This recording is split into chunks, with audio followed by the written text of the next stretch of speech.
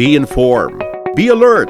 The information you need to know about COVID-19 vaccine. Right here, right now, on The Vax.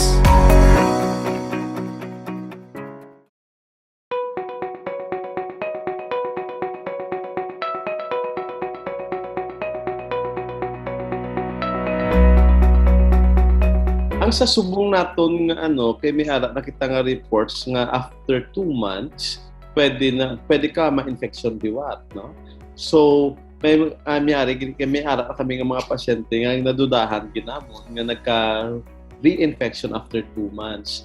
So safe to say siguro mga 3 to 6 months after the previous nga COVID-19 infection, pwede ka na ma-immunize, no? So what hambalon sini nga bisan naka-infection ka na sa COVID-19 before, hindi ni sa garantiya nga naka-form ka sang complete immunity. Kaya apparently, ang behavior sa COVID-19 is similar sa influenza nga waay sang lifetime nga immunity after an infection, no?